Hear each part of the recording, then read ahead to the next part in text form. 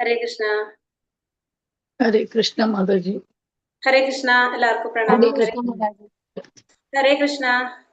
ഹരേ കൃഷ്ണ. ഓം നമോ ഭഗവത്തെ വാസുദേവായ. ഓം നമോ ഭഗവത്തെ വാസുദേവായ. ഓം നമോ ഭഗവത്തെ വാസുദേവായ.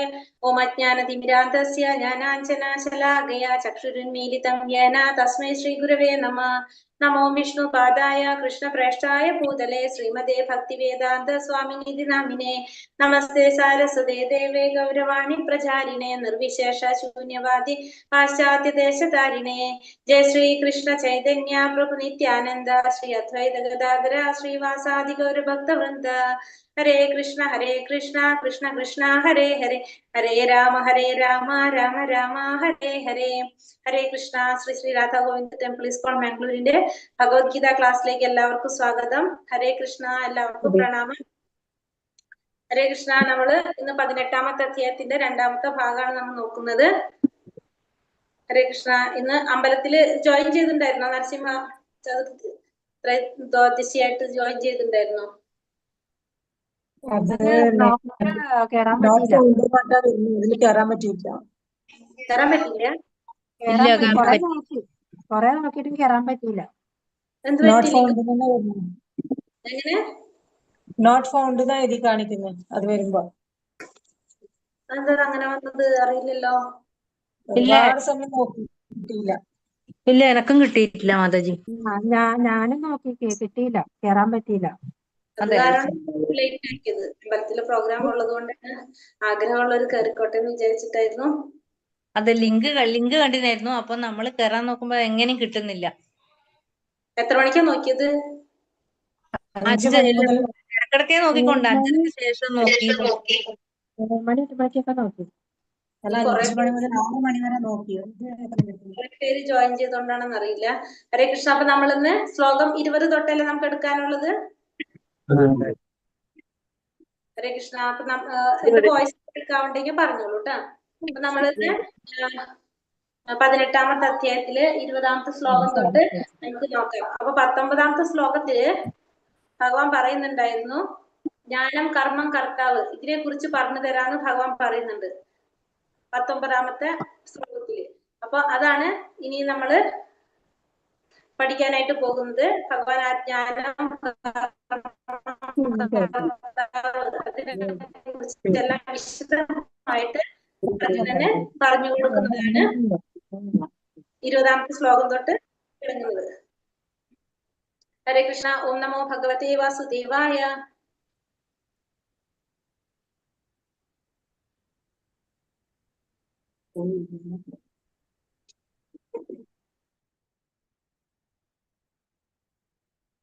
സർവഭൂതേഷു യേനൈകം ഭാവം അവ്യയമീക്ഷതേ അവിഭക്തം വിഭക്തേഷു തത്വജ്ഞാനം വിധി സാത്വികം.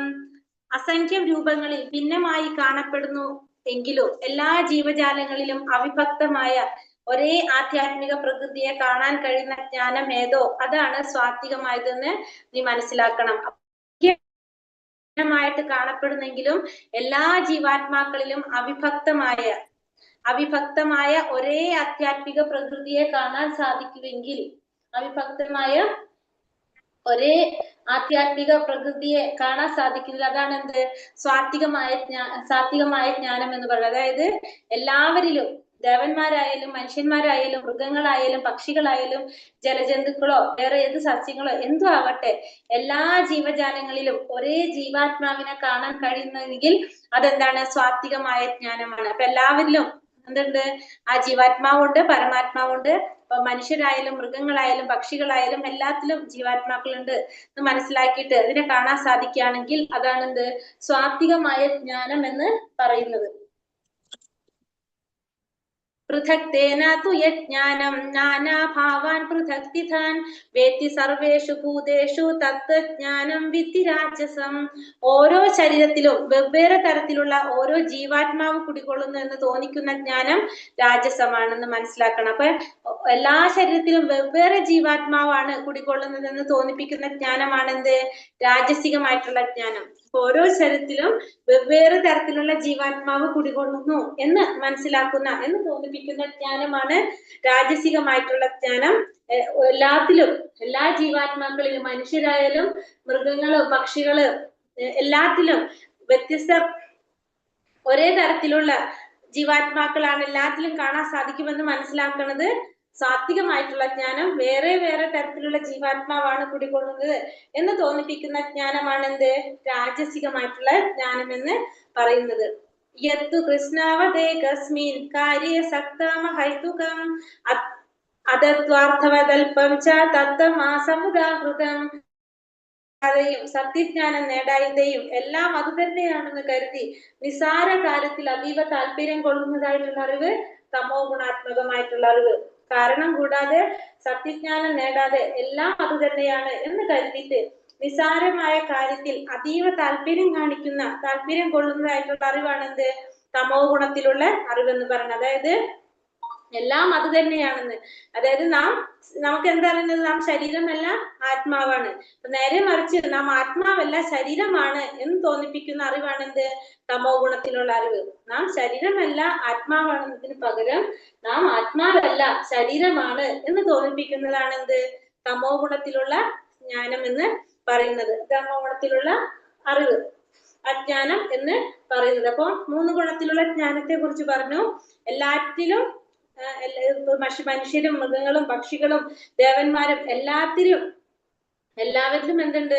ജീവാത്മാക്കളുണ്ട്. ഒരേപോലെ തന്നെ എല്ലാവരിലും ജീവാത്മാക്കൾ ഉണ്ടെന്ന് മനസ്സിലാക്കുന്നത് സാത്വികമായ ജ്ഞാനം. എല്ലാറ്റിലും വെവ്വേറെ തരത്തിലുള്ള ജീവാത്മാവാണ് കുടികൊള്ളുന്നത് തോന്നിപ്പിക്കുന്നത് താമസികമായിട്ടുള്ള ജ്ഞാനം. ജീവാത്മാവില്ല, നമ്മൾ ആരാണ്? ശരീരമാണെന്ന് തോന്നിപ്പിക്കുന്നത് തമോ ഗുണത്തിലുള്ള ജ്ഞാനം എന്ന് പറയാം. അപ്പൊ ദേഹാതീതനായ ജീവാത്മാവിനെ കുറിച്ചുള്ള ജ്ഞാനം സാത്വികവും, ഭൗതികത യുക്തിയിൽ നിന്ന് ഊഹാപോഹങ്ങളിൽ നിന്ന് ജനിക്കുന്ന സിദ്ധാന്തങ്ങൾ രാജസികവും, ശരീരത്തിന്റെ സംപ്രീതിക്കും സുരക്ഷിതത്വത്തിന് ഉതകുന്ന ജ്ഞാനം താമസികവുമാണെന്ന് ചുരുക്കം. അപ്പൊ സാത്വികമായിട്ടും രാജസികമായിട്ടും താമസികമായിട്ടുള്ള ജീവാത്മാവിനെ കുറിച്ചുള്ള ജ്ഞാനം, ദേഹത്തിന് അതീതനായിട്ടുള്ള ജീവാത്മാവിനെ കുറിച്ചുള്ള ജ്ഞാനമാണ് എന്ത്? സാത്വികമായിട്ടുള്ളത്. ഭൗതിക യുക്തിയിൽ നിന്നും ഊഹാപോഹങ്ങളിൽ നിന്നും ജനിക്കുന്ന സിദ്ധാന്തങ്ങൾ രാജസവും, ശരീരത്തിന്റെ സംപ്രീതിക്കും സുരക്ഷിതത്വം ഉതകുന്ന ജ്ഞാനം താമസവും. അതായത് ശരീരത്തെ കുറിച്ച് ചിന്തിക്കുന്നതാണ് താമസികമായിട്ടുള്ള ജ്ഞാനം എന്ന് പറയുന്നത്. ഭൗതിക യുക്തിയിലെ ഊഹാപോഹങ്ങളിൽ നിന്ന് ജനിക്കുന്ന സിദ്ധാന്തങ്ങള് രാജസികമായിട്ടുള്ളത്. ദേഹത്തിന് അതീതനായിട്ടുള്ള ജീവാത്മാവിനെ കുറിച്ചുള്ള ജ്ഞാനമാണ് എന്ത്? സാത്വികമായിട്ടുള്ള ജ്ഞാനം എന്ന് പറയുന്നത്. 3 തരത്തിലുള്ള ജ്ഞാനത്തെ കുറിച്ചാണ് നമ്മളോട് പറഞ്ഞത്. ഇനി 3 തരത്തിലുള്ള കർമ്മത്തെ കുറിച്ച് പറയാണ്. നിയതം, സംഗരഹിതം, അരാഗദ്വേഷദാകൃതം, അഫലപ്രസുന കർമ്മ യത്തത് സാത്വികമുച്യതേ. അനാസക്തമായും രാഗദ്വേഷരഹിതമായും ഫലാസക്തി കൂടാതെയും നിയന്ത്രിതമായ വിധത്തിൽ ചെയ്യുന്ന കർമ്മം സാത്വികം എന്ന് പറയാം. അപ്പൊ ആസക്തി ഇല്ലാതെ രാഗദ്വേഷരഹിതനായിക്കൊണ്ട് ഫലാസക്തി കൂടാതെ നിയന്ത്രിതമായ വിധത്തിൽ ചെയ്യുന്ന കർമ്മമാണ് എന്ത്? സാത്വികമായ കർമ്മം എന്ന് പറയുന്നത്. അപ്പൊ ആസക്തി ഇല്ല, രാഗദ്വേഷരഹിതനായിക്കൊണ്ട് ഫലത്തിൽ ആസക്തി ഇല്ലാതെ നിയന്ത്രിതമായ വിധത്തിൽ ചെയ്യുന്ന കർമ്മം സാത്വികമായ കർമ്മം എന്ന് പറയാനായിട്ട് സാധിക്കും. അപ്പൊ നമ്മൾ ആസക്തിയൊന്നും ഇല്ലാതെ രാഗദ്വേഷരഹിതനായിക്കൊണ്ട് ഫലത്തിൽ ആസക്തി ഇല്ലാതെ നിയന്ത്രിതമായ വിധത്തിൽ ചെയ്യുന്നതാണ് എന്ത്? സാത്വികമായിട്ടുള്ള കർമ്മം എന്ന് പറയുന്നത്. യത്തു കാമേപ്സു ന കർമ്മ സാഹങ്കാരേണ വാ പുനഃ ക്രിയതേ ബഹുലായാസം തദ്രാച സമുദാഹൃതം. തന്റെ ആഗ്രഹം നിറവേറ്റാനായോ മിഥ്യാഹംഭാവം കൊണ്ടോ ഏറെ പ്രയാസപ്പെട്ട് ചെയ്യുന്ന കർമ്മം രാജസികമായിട്ടുള്ളത്. അപ്പൊ തന്റെ ആഗ്രഹം നിറവേറ്റാൻ വേണ്ടിയിട്ട് മിഥ്യാഹംഭാവം കൊണ്ട് ഏറെ പ്രയാസപ്പെട്ട് ചെയ്യുന്നതാണ് എന്ത്? രാജസികമായിട്ടുള്ള കർമ്മം. ആഗ്രഹം നിറവേറ്റാൻ വേണ്ടി മിഥ്യാഹംഭാവം കൊണ്ട് ഏറെ പ്രയാസപ്പെട്ട് ചെയ്യുന്നത് രാജസികമായിട്ടുള്ള കർമ്മം എന്ന് പറയാം. ആഗ്രഹം നിറവേറ്റാൻ വേണ്ടി മിഥ്യാഹംഭാവം കൊണ്ടോ ഏറെ പ്രയാസപ്പെട്ട് ചെയ്യുന്നതാണ് എന്ത്? രാജസികമായിട്ടുള്ള കർമ്മം എന്ന് പറയുന്നത്. ആഗ്രഹങ്ങൾക്ക് വേണ്ടി ചെയ്യുന്നത് രാജസികം. അനുബന്ധക്ഷയം ഹിംസ മനപേക്ഷാച്ച പൗരുഷം മോഹാദാരാഭ്യതേ കർമ്മ സമുച്യതേ. തുടർന്നുണ്ടാകുന്ന കെട്ടുപാടുകളെ കുറിച്ചോ അന്യർക്കുണ്ടാകുന്ന നാശത്തെ കുറിച്ചോ ക്ലേശങ്ങളെ കുറിച്ചോ അവഗണിച്ചും ശാസ്ത്ര നിർദ്ദേശങ്ങൾക്ക് എതിരായും വ്യാമോഹം മൂലം ചെയ്യുന്ന കർമ്മം താമസം. തുടർന്നുണ്ടാവുന്ന കെട്ടുപാടുകളെ കുറിച്ചോ അന്യർക്കുണ്ടാവുന്ന നാശത്തെ കുറിച്ചോ ക്ലേശങ്ങളെ കുറിച്ചോ അവഗണിച്ചുകൊണ്ട് ശാസ്ത്ര നിർദ്ദേശങ്ങൾക്കെതിരായിട്ട് വ്യാമോഹം മൂലം ചെയ്യുന്നതാണെന്ത് താമസികമായിട്ടുള്ള കർമ്മം എന്ന് പറയുന്നത്. അപ്പൊ തുടർന്നുണ്ടാകുന്ന കെട്ടുപാടുകളെ കുറിച്ച് ചിന്തിക്കുന്നില്ല, മറ്റുള്ളവർക്കുണ്ടാകുന്ന നാശത്തെ കുറിച്ചോ ക്ലേശങ്ങളെ അവഗണിച്ചുകൊണ്ട് ശാസ്ത്ര നിർദ്ദേശങ്ങൾക്കെതിരായിട്ട് വ്യാമോഹം മൂലം ചെയ്യുന്നതാണ് താമസികമായ കർമ്മം. 3 തരത്തിലുള്ള കർമ്മത്തെ കുറിച്ച് നമ്മൾ പറഞ്ഞു. എന്തൊക്കെയാണ് പറഞ്ഞത്? 3 സാത്വികമായ കർമ്മം എന്ന് പറയുന്നത് നമ്മൾ എന്താഗ്രഹിക്കുന്നില്ല? ഫലം ആഗ്രഹിക്കാതെ, ആസക്തി ഇല്ലാതെ, ഫലത്തിലൊട്ടും ആസക്തി ഇല്ലാതെ ചെയ്യുന്നതാണ്. അതായത് രാഗദ്വേഷരഹിതനായിട്ട് ഫലത്തിൽ ആസക്തി ഇല്ലാതെ നിയന്ത്രിതമായ വിധത്തിൽ ചെയ്യുന്നത് സാത്വികമായ കർമ്മം. തന്റെ ആഗ്രഹം നിറവേറ്റാൻ വേണ്ടിയിട്ട് മിഥ്യാഹം ഭാവം കൊണ്ട് പ്രയാസപ്പെട്ട് ചെയ്യുന്നത് രാജസികമായിട്ടുള്ള കർമ്മം. തുടർന്നുണ്ടാകുന്ന കെട്ടുപാടുകളെ കുറിച്ച് അല്ലെങ്കിൽ മറ്റുള്ളവർക്കുണ്ടാകുന്ന ക്ലേശങ്ങളെ അവഗണിച്ചുകൊണ്ട് ശാസ്ത്ര നിർദ്ദേശങ്ങൾക്കെതിരായിട്ട് വ്യാമോഹം മൂലം ചെയ്യുന്നത് താമസികമായിട്ടുള്ള കർമ്മം എന്ന് പറയാം. അപ്പൊ 3 തരത്തിലുള്ള കർമ്മത്തെ കുറിച്ചാണ് ഇപ്പൊ നമ്മൾ പറഞ്ഞത്. ഇനി സ്വാത്വികൻ കർത്താവിനെ കുറിച്ച് പറയാണ്. മുക്ത സംഗോനഹംവാതി ധൃത്യുർസാഹാസമന്വിതഃ സിദ്ധിസിദ്ധോർ നിർവികാര കർത്ത സ്വാത്വികമുച്യതേ. ഭൗതിക പ്രകൃതിയുടെ ത്രിഗുണങ്ങളുമായി ബന്ധപ്പെടാതെ മിഥ്യാഹങ്കാരം ത്യജിച്ചും സ്ഥിരനിശ്ചയത്തോടു കൂടിയും ഉത്സാഹത്തോടു കൂടിയും ജയപരാജയങ്ങളിൽ അക്ഷോഭ്യനായും പ്രവർത്തിക്കുന്നവനാണ് സാത്വികൻ. അപ്പൊ സാത്വികൻ ആരാണ്? ഭൗതിക പ്രകൃതിയുടെ ത്രിഗുണങ്ങളുമായിട്ട് ബന്ധപ്പെടാതെ മിഥ്യാഹങ്കാരം ത്യജിച്ചുകൊണ്ട് സ്ഥിരനിശ്ചയത്തോടു കൂടി ഉത്സാഹത്തോടു കൂടി ജയപരാജയങ്ങളിൽ അക്ഷോഭ്യനായിക്കൊണ്ട് പ്രവർത്തിക്കുന്നവനാണ് ആര്? സാത്വികൻ. അപ്പൊ പ്രകൃതിയുടെ ത്രിഗുണങ്ങളുമായിട്ട് യാതൊരു ബന്ധമില്ല, മിഥ്യാഹങ്കാരം ത്യജിച്ചവനാണ്, സ്ഥിരനിശ്ചയത്തോടു കൂടി ഉത്സാഹത്തോടു കൂടി ജയപരാജയങ്ങളിൽ അക്ഷോഭ്യനായിട്ട് പ്രവർത്തിക്കുന്നവനെ നമുക്ക് എന്ത് പറയാം? സാത്വികൻ എന്ന് പറയാം. രാഗി കർമ്മഫല പ്രേപ്സുർലുബ്ധോ ഹിംസാത്മകോ ശുചിഃ ഹർഷശോകാനിതാ കർത്ത രാജസാ പരികീർത്തിതഃ. പ്രവൃത്തിയിലും അതിന്റെ ഫലങ്ങളിലും ആസക്തനും ആ ഫലങ്ങൾ അനുഭവിക്കാൻ ആഗ്രഹമുള്ളവനും ലോഭിയും ഈർഷ്യാലുവും വിശുദ്ധിയില്ലാത്തവനും സുഖദുഃഖങ്ങളാൽ ബാധിതനുമായ കർത്താവാണ് രാജസൻ. അപ്പൊ രാജസികനായിട്ടുള്ള കർത്താവ് എന്ന് പറഞ്ഞാല് പ്രവൃത്തിയിലും അതിന്റെ ഫലങ്ങളിലും ആസക്തൻ, പ്രവൃത്തിയിലും അതിന്റെ ഫലങ്ങളിലും ആസക്തനാണ്. ഹരേ കൃഷ്ണ. ആ ഫലങ്ങൾ അനുഭവിക്കാൻ ആഗ്രഹമുള്ളവനാണ്. ആ ഫലങ്ങൾ അനുഭവിക്കാൻ എന്താണ്? ആഗ്രഹങ്ങളുണ്ട്. നമ്മള് പ്രവൃത്തി ചെയ്യുന്നുണ്ട്, ആ പ്രവൃത്തിയുടെ ഫലം അനുഭവിക്കാനായിട്ട് ആഗ്രഹമുണ്ട്. ലോഭിയാണ്, ഈർഷ്യാലുവാണ്, വിശുദ്ധി ഇല്ലാത്തവനാണ്, സുഖദുഃഖങ്ങളാൽ ബാധിതനുമായ കർത്താവാണ് ആര്?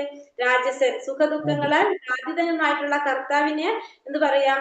രാജസൻ എന്ന് പറയാനുണ്ട്. വിശുദ്ധി ഇല്ലാത്തവനാണ്, സുഖദുഃഖങ്ങളാൽ ബാധിതനുമായിട്ടുള്ള കർത്താവിനെ നമുക്ക് രാജസൻ എന്ന് പറയുന്നത്. പ്രവൃത്തിയുടെ ഫലത്തിൽ ആസക്തി, ആ ചെയ്യുന്ന ഫലത്തിൽ ആസക്തി ഉണ്ട്, അത് അനുഭവിക്കാൻ ആഗ്രഹമുണ്ട്.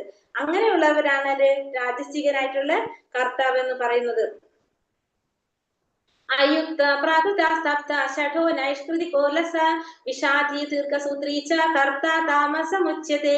എപ്പോഴും ശാസ്ത്ര നിഷിദ്ധങ്ങളായ കർമ്മങ്ങളിൽ ഏർപ്പെടുന്നവനും ഭൗതികവാദിയും ദുർവാശിക്കാരനും ചതിയനും മറ്റുള്ളവരെ അപമാനിക്കുന്നതിൽ സമർത്ഥനും അലസനും ദുഃഖിതനും കർത്തവ്യം നീട്ടിവെച്ചു കൊണ്ടിരിക്കുന്നവരുമായിട്ടുള്ള ഒരാളെ താമസൻ എന്ന് പറയാം. അപ്പൊ എപ്പോഴും ശാസ്ത്ര നിഷിദ്ധങ്ങളായിട്ടുള്ള കർമ്മങ്ങളിൽ ഏർപ്പെടാം.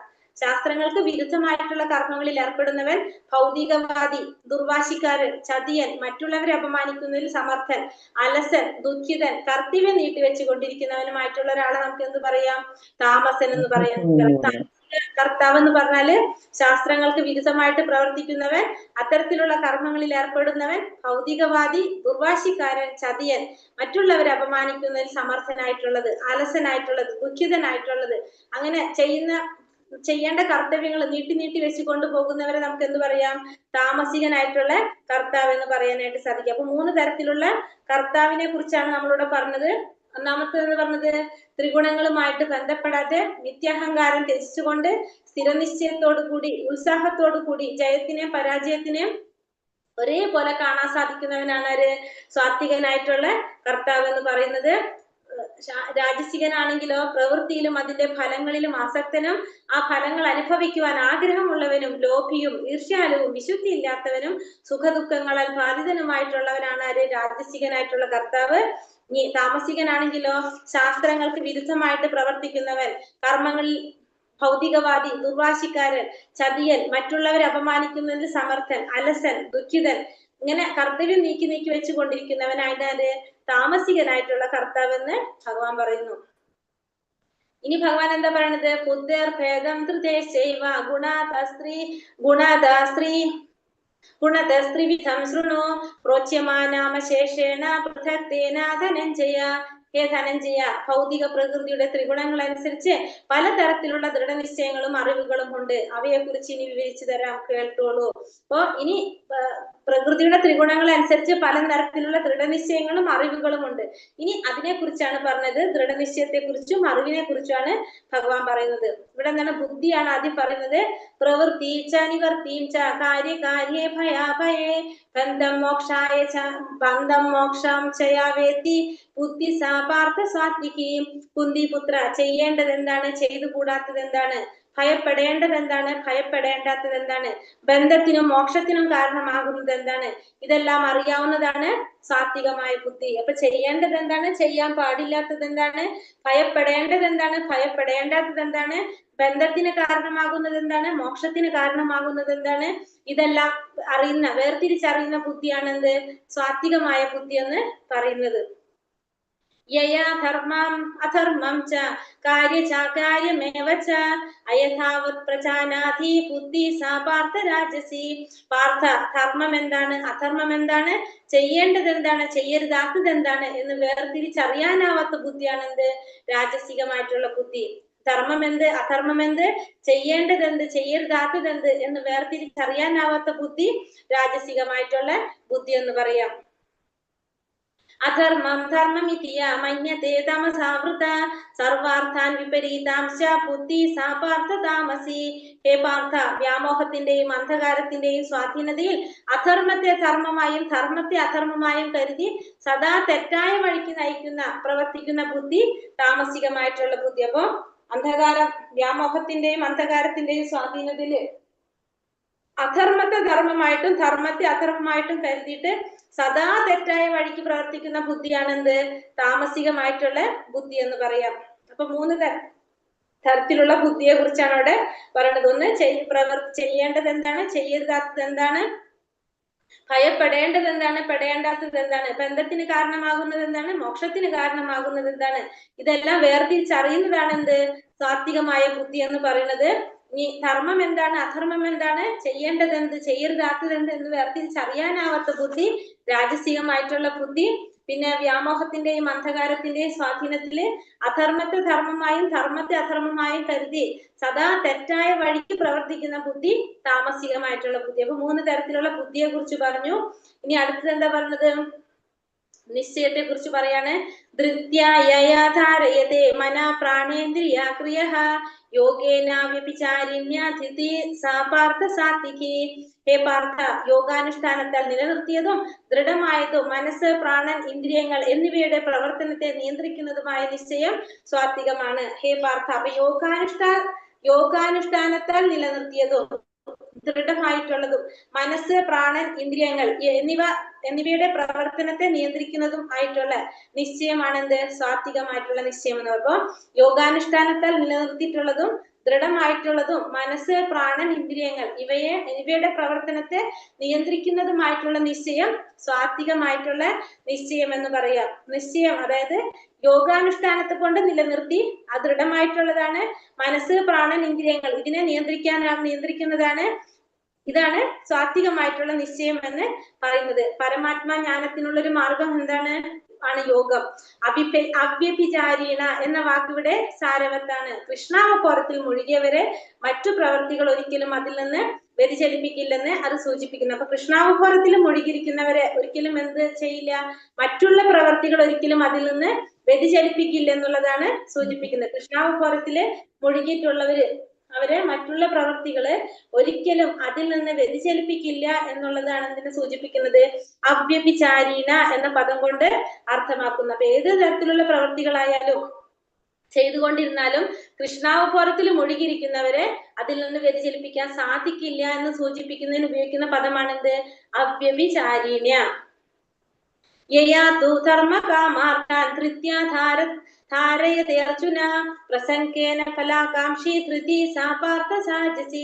അല്ലയോ അർജുന, ഏതൊരു നിശ്ചയം കൊണ്ടാണോ മനുഷ്യൻ ധർമ്മം അർത്ഥം കാമം എന്നിവയെ സ്വീകരിക്കുന്നത്, അവയിലുള്ള ആസക്തി കൊണ്ട് ഫലകാംക്ഷിയായി തീരുന്നത് ആ നിശ്ചയം രാജസമാകുന്നു. അപ്പോ അർജുനോട് പറയാണ്, ഏതൊരു നിശ്ചയം കൊണ്ടാണോ ഒരു മനുഷ്യൻ ധർമ്മം അർത്ഥ കാമം ഇവയെ സ്വീകരിക്കുന്നത്, അവയിലുള്ള ആസക്തി കൊണ്ട് ഫലകാംക്ഷിയായി തീരുന്നത്, ആ നിശ്ചയമാണ് എന്ത്?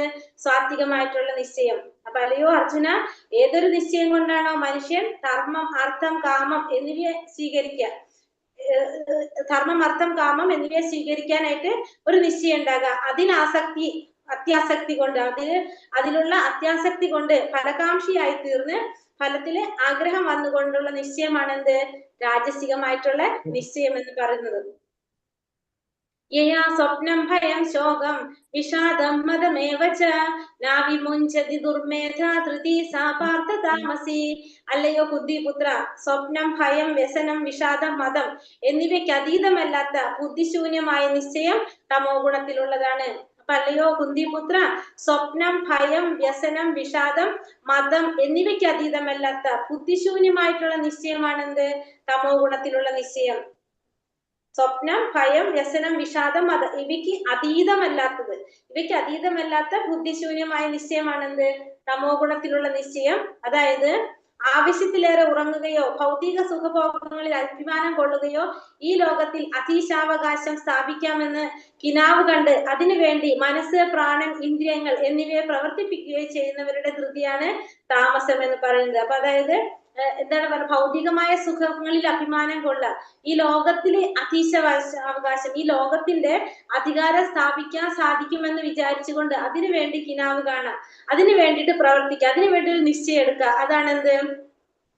താമസികമായിട്ടുള്ള നിശ്ചയം എന്ന് പറയുന്നത്. അപ്പൊ അതിനുവേണ്ടി മനസ്സ് പ്രാണൻ ഇന്ദ്രിയങ്ങൾ എന്നിവ പ്രവർത്തിക്കുകയോ ചെയ്യുന്നവരുടെ ധൃതിയാണ് എന്ത്? താമസികമായിട്ടുള്ളത്. അപ്പൊ നമ്മൾ നടക്കാൻ സാധിക്കാത്ത ഒരു കാര്യത്തിന് വേണ്ടിയിട്ട് നമ്മൾ എന്തെടുക്കുന്നു? നിശ്ചയം എടുക്കുന്നു. അതാണ് താമസികമായിട്ടുള്ള നിശ്ചയം എന്ന് പറയുന്നത്. ഇനി എന്താ പറയുന്നത്? സുഖം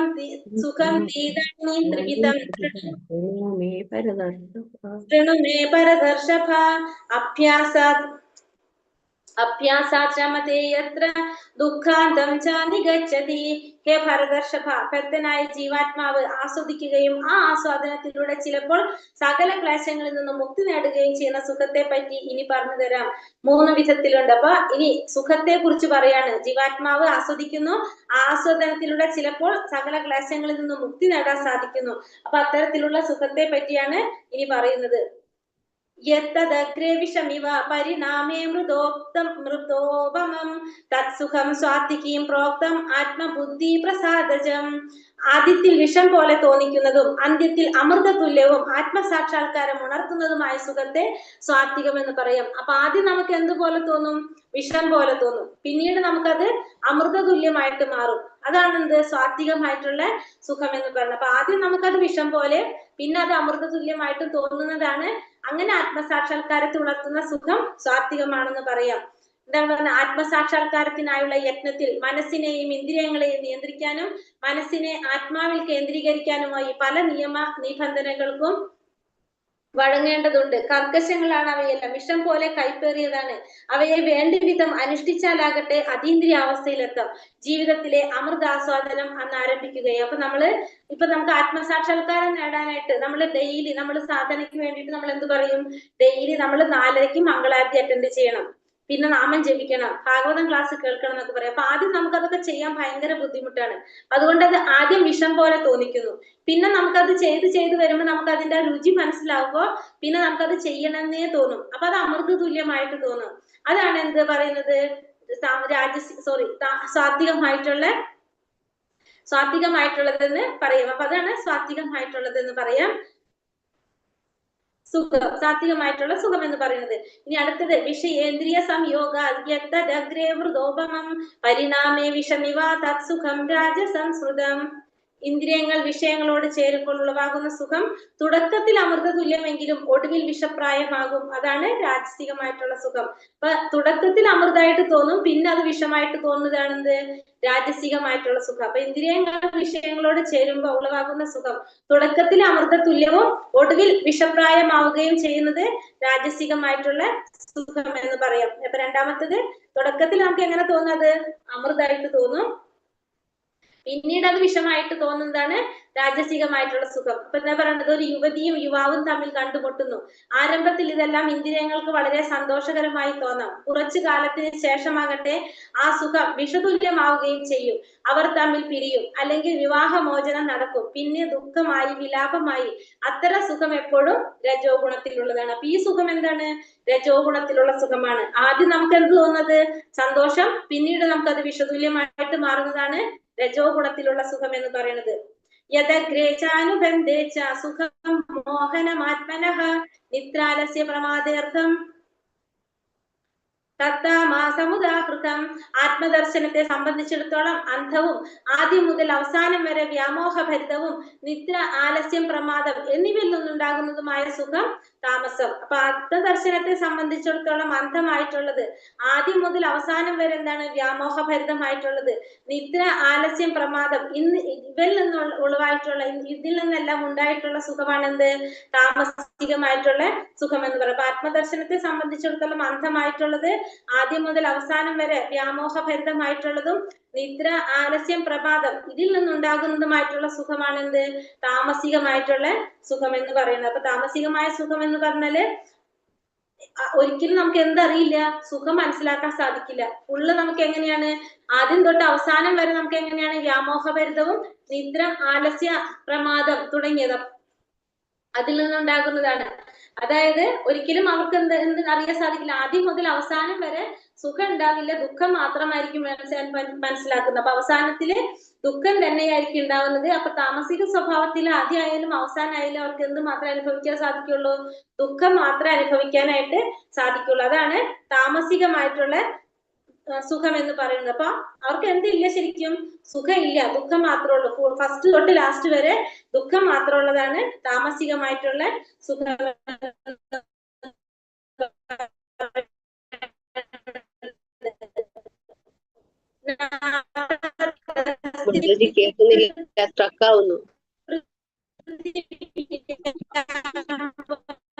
ശബ്ദം മുറിഞ്ഞു പോകുന്നു മാതാജി. ഹരേ കൃഷ്ണ. കേൾക്കുന്നില്ല. ഹരേ കൃഷ്ണ. കേൾക്കുന്നില്ല, നെറ്റ് പോയി.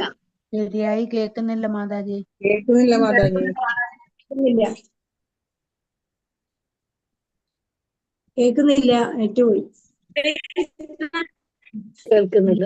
40 കേട്ടില്ല. ഹരേ കൃഷ്ണ. എല്ലാവർക്കും പ്രോബ്ലം ഉണ്ടോ? കേട്ടില്ല. ഉണ്ട് മാതാജി, എല്ലാവർക്കും പ്രോബ്ലം ഉണ്ട്. എല്ലാവർക്കും ഉണ്ട്. എല്ലാവർക്കും ഉണ്ട്. ഇച്ചിരി കഴിയുമ്പോ ശരിയാകുമായിരിക്കും. ഇപ്പതെത്തി.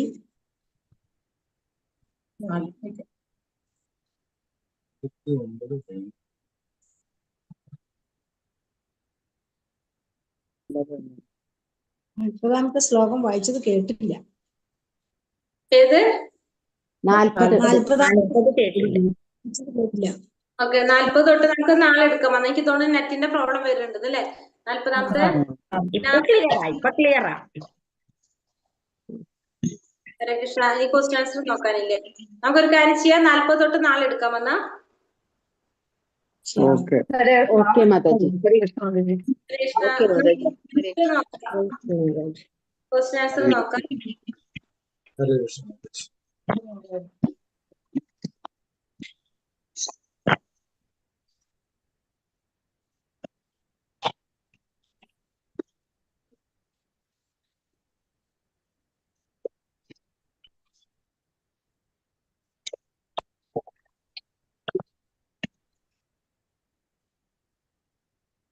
ഏതൊട്ടാണുള്ളത്? 3 ഗുണത്തിലുള്ള ജ്ഞാനത്തെ കുറിച്ച് ഏതാണ് പറഞ്ഞ?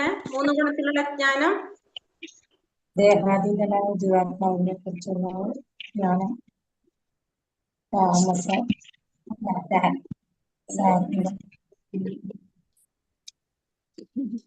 അധിഷ്ഠാനം. ദേഹാതീതനായ ജീവാത്മാവിനെ കുറിച്ചുള്ള സാത്വികം, ഊഹാപോഹങ്ങളിൽ നിന്ന് ജനിക്കുന്ന സിദ്ധാന്തങ്ങൾ രാജസീയ ജനിക്കുന്ന സിദ്ധാന്തങ്ങൾ അസംഖ്യം രൂപങ്ങളിൽ ഭിന്നമായി അസംഖ്യം രൂപങ്ങളിൽ ഭിന്നമായി കാണപ്പെടുന്നുവെങ്കിലും എല്ലാ ജീവജാലങ്ങളിലും അവിഭക്തമായ ഒരേ ആധ്യാത്മിക പ്രകൃതിയെ കാണാൻ കഴിയുന്ന ജ്ഞാനം സാത്വികം. അതായത് ഈ ദേഹങ്ങൾക്ക് ഭൗതിക ശരീരത്തിന് അതീതമായ ജീവാത്മാവുണ്ട്, എല്ലാവരിലും ഒരു ജീവാത്മാവുണ്ടെന്ന് മനസ്സിലാക്കാൻ സാധിക്കുന്നതാണ് സ്വാത്വികമായിട്ടുള്ള ജ്ഞാനം. എല്ലാ ശരീരമാണ് ജീവാത്മാവ്, എന്താ പറയാ, ഓരോ വെവ്വേറെ ജീവാത്മാവ് ഓരോ ശരീരത്തിലും ഉണ്ടെന്ന് മനസ്സിലാക്കുന്നത് ആയിട്ടുള്ള ജ്ഞാനം. വിചാരിക്കുന്നതാണ് എന്ത് താമസികമായിട്ടുള്ള പറയുന്നത്. ഇനി 3 ഗുണത്തിലുള്ള കർമ്മം എന്താ പറഞ്ഞത്? ആസക്തിയില്ലാതെ രാഗദ്വേഷരഹിതനായിട്ട് ഫലാസക്തി കൂടാതെ നിയന്ത്രിതമായ വിധത്തിൽ ചെയ്യുന്നത് സാത്വികമായ കർമ്മം. ആഗ്രഹം നിറവേറ്റാൻ വേണ്ടിയിട്ട് മിഥ്യാഹംഭാവം കൊണ്ട് ഏറെ പ്രയാസപ്പെട്ട് ചെയ്യുന്നത് രാജസികമായിട്ടുള്ള കർമ്മം. തുടർന്നുണ്ടാകുന്ന കെട്ടുപാടുകളോ മറ്റുള്ളവർക്ക് ഉണ്ടാകുന്ന ദോഷങ്ങളെ കുറിച്ചോ നാശങ്ങളെ കുറിച്ചോ ചിന്തിക്കാതെ വ്യാമോഹം പോലെ ചെയ്യുന്നത് താമസികമായിട്ടുള്ള എന്ന് പറയുന്നത്. ഇനി അടുത്തത് 3 ഗുണത്തിലുള്ള കർത്താവ്. പ്രകൃതിയെ ത്രിഗുണവുമായിട്ട് ബന്ധപ്പെടാതെ മിഥ്യാഹങ്കാരം ഇല്ലാതെ സ്ഥിരനിശ്ചയത്തോടു കൂടി ഉത്സാഹത്തോടു കൂടി ജയപരാജയങ്ങൾ ക്ഷോഭ്യനായിട്ട് പ്രവർത്തിക്കുന്നതാണ് ആര്? സ്വാത്വികനായിട്ടുള്ള കർത്താവ്. രാജസികനായിട്ടുള്ളത് പ്രവൃത്തിയിലും അതിന്റെ ഫലങ്ങളിലും ആസക്തനും ആ ഫലങ്ങൾ അനുഭവിക്കാൻ ആഗ്രഹമുള്ളവനുമായിട്ടുള്ള വിശുദ്ധി ഇല്ലാത്തവൻ, ഈർഷ്യാലു, അങ്ങനെയുള്ള സുഖദുഃഖങ്ങളിൽ ബാധിതനായിട്ടുള്ള കർത്താവാണ് രാജസികനായിട്ടുള്ള കർത്താവ്. പിന്നെ താമസികനായിട്ടുള്ള കർത്താവ് എങ്ങനെയാണ്?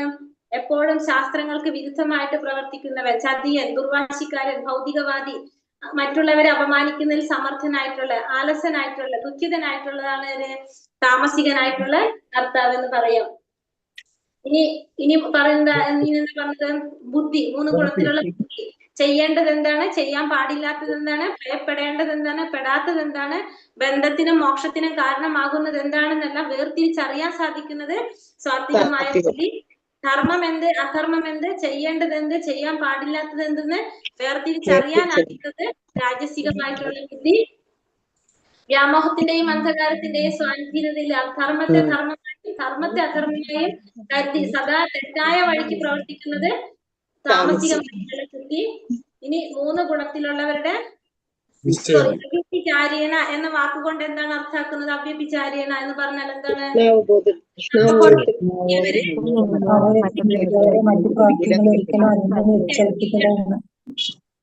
എന്നുള്ളതാണ് അവ്യഭിചാരേണ എന്ന പദം കൊണ്ട് അർത്ഥാക്കുന്നത്. 3 ഗുണത്തിലുള്ള നിശ്ചയം എന്താണ്? ഏത് നിശ്ചയം കൊണ്ടാണ് മനുഷ്യൻ ധർമ്മം, അർത്ഥം, കാമം എന്നിവയെ സ്വീകരിക്കുന്നത്? അതിന്റെ ആസക്തി കൊണ്ട് ഫലകാംക്ഷയായി തീരുന്നതാണ് എന്ത്? സാത്വികമായിട്ടുള്ള നിശ്ചയം. സ്വാത്വികമായിട്ടുള്ള നിശ്ചയം എന്ന് പറഞ്ഞല്ലോ യോഗാനുഷ്ഠാനത്തിൽ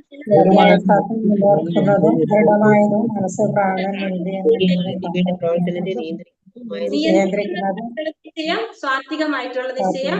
ഇനിയോ 3-മത്തെ എന്താ പറഞ്ഞത്? സ്വപ്നം, ഭയം, വ്യസനം, വിഷാദം ഇവയ്ക്ക് അതീതമല്ലാത്തതാണ് എന്ത്? താമസികമായിട്ടുള്ള നിശ്ചയം എന്ന് പറയുന്നത്. ഇപ്പൊ 3 ഗുണത്തിലുള്ള നിശ്ചയത്തെ കുറിച്ച് പറഞ്ഞു. ഇനി 3 ഗുണത്തിലുള്ളവരുടെ സുഖം എന്ന് പറഞ്ഞ ജീവാത്മാവ് വിഷം പോലെ തോന്നിക്കുന്നത്, പിന്നെ അവസാനം അമൃതായിട്ട്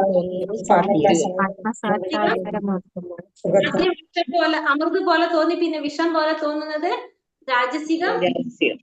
പിന്നെന്താണ്? ആദ്യ അവസാനം വ്യാമോഹഭരിതം. വ്യാമോഹഭരിതം നിദ്ര എന്താണ്? തുടക്കം മുതൽ അവസാനം വരെ എങ്ങനെയായിരിക്കും? അതായത് അവർക്ക് ദുഃഖം മാത്രമേ ഉണ്ടാവുള്ളൂ. അതാണ് എന്ത്? താമസികം സുഖം പറയുന്നത്. അപ്പൊ 3 ഗുണത്തിലുള്ള സുഖം പറഞ്ഞു. അപ്പൊ ഇത്രയാണ് നമ്മൾ എടുത്തിട്ടുള്ളത്. ബാക്കി